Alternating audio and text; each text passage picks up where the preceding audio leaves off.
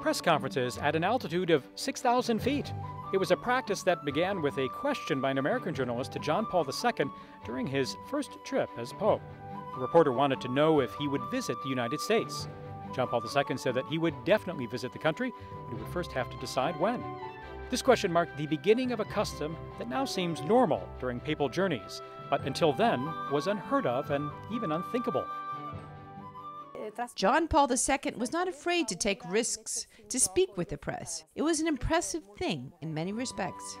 Vatican journalist Angela Ambrogetti has compiled almost all these interviews with the Pope in her book Compagni di Viaggio, or Traveling Companions. It took about 1 year. The most important work has been digging in the archives of Vatican Radio, because all this material was his. I had to listen, translate, and shape it, because in most cases the audio was flawed. There was a lot of confusion. It's been a work of investigation, searching in archives and organizing an enormous amount of material, which spans many countries and every continent.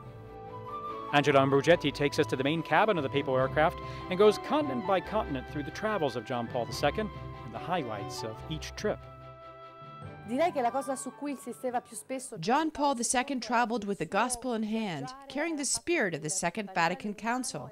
He didn't travel like a politician, but more as a priest or a bishop that goes to visit Catholics with the gospel in his hand. The book also looks at the Pope's interactions with reporters from the press pool. One of the most memorable moments from these press conferences was when John Paul II talked about personal things and his own life. The book also notes the Pope's great sense of humor. A reporter once asked if he ever became tired during his journeys. The Pope said no, he was just trying to make everyone else tired, especially the journalists. The